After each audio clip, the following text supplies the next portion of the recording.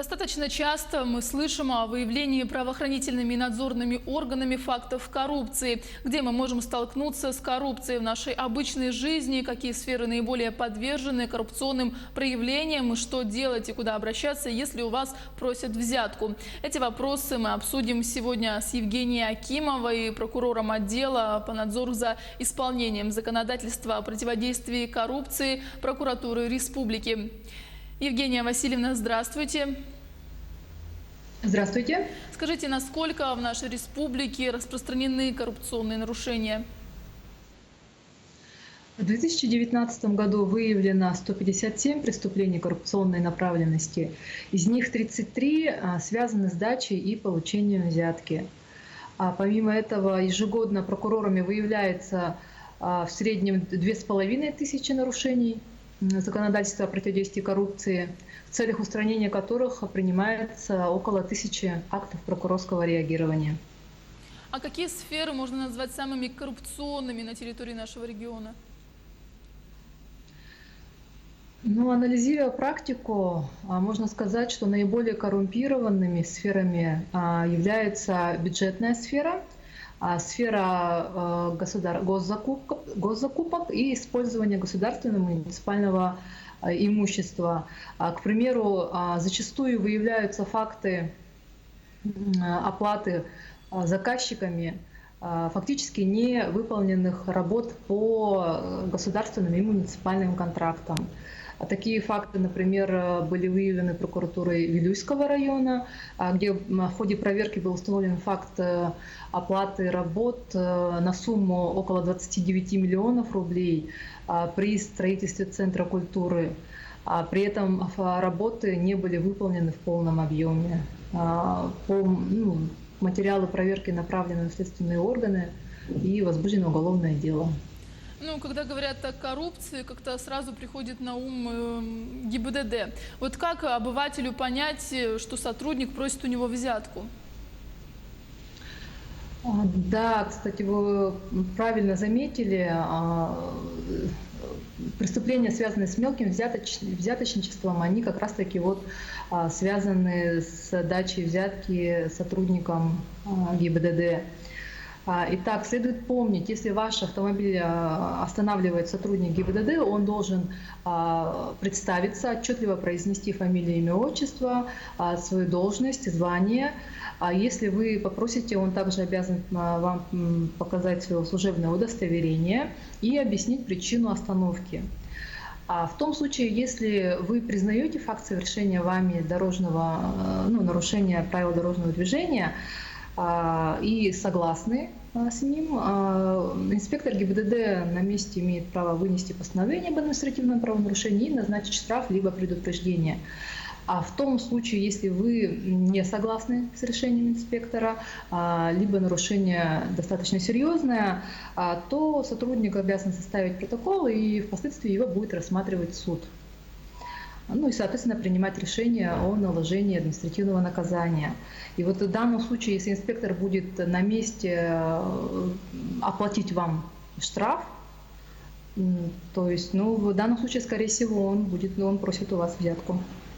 А где еще граждане могут встретить проявления коррупции? И самое главное, как их распознать? С проявлениями коррупции граждане могут столкнуться в обыденной жизни при обращении в государственные, муниципальные органы и учреждения. То есть в ситуациях, когда нужно получить какое-то разрешение, справку, оформить документы и так далее, это, например, больницы. Если медицинский сотрудник вам обещает за вознаграждение предоставить более качественные медицинские услуги, либо организовать вам направление в более престижное медицинское учреждение, скорее всего, он просит взятку. Либо если, например, при устройстве ребенка в школу директор либо завуч школы намекает о том, что мест нету, но за определенное вознаграждение, либо покупку какой-то техники, учебных принадлежностей для нужд класса, он может вам посодействовать в решении этого вопроса. Но в данном случае следует знать, что у вас просят, скорее всего, взятку. Ну вот как раз-таки взятка не всегда подразумевает под собой деньги. Вы уже сказали, могут попросить там что-либо купить. А какие еще бывают виды взятки? Предметом взятки не всегда выступают деньги, действительно, а это могут быть любые услуги, например, предоставление туристической путевки, строительство дачи, любые услуги имущественного характера, за которые взяткополучатель не должен будет заплатить. И также разновидностью взятки является коммерческий подкуп, то есть это передача, заранее обговоренная передача денежных средств должностному лицу, который обладает какими-либо властными полномочиями, который в интересах взяткодателя совершит незаконные действия, связанные с его служебной деятельностью. А также бывает взятка благодарности, то есть тут никакой предварительной договоренности нету, лицо просто после какого-либо действия должностного лица преподносит ему как бы подарок, да. При этом надо иметь в виду, что если вы преподносите, ну как бы подарок свыше 3000 рублей должностному лицу, чиновнику, это подразумевает под себя отдачу взятки. А факт коррупции, он считается только когда уже человек получил там подарок или деньги? Или когда он просит? Сам факт получения взятки считается оконченным, когда действие завершено. То есть лицо положило в карман, приняло деньги, в сумку, в кошелек. То есть либо лицу перечислили на его счет лицевой эти деньги, взятку, то в данной ситуации взятка будет считаться как завершенное действие. А в случае, если в момент передачи взятки действие не было доведено до конца, по независящим от сторон ситуации, то есть, например, когда проводятся оперативно-розыскные мероприятия в целях разоблачения взяткодателя либо получателя, то в данной ситуации следует говорить о покушении на взятку. Что делать человеку, если у него просят взятку? Куда обращаться? Следует помнить всегда, что дача взятки – это уголовно наказуемое преступление, так же, как и содействие даче взятки, и, естественно, получение взятки. В случае, если гражданин окажется в такой ситуации, ему необходимо попытаться разговор записать на диктофон либо на телефон, более конкретно уточнить условия от вымогателя, да, что он намерен сделать за полученное вознаграждение, все запомнить и попытаться перенести встречу следующую на другое время и место хорошо вам знакомое.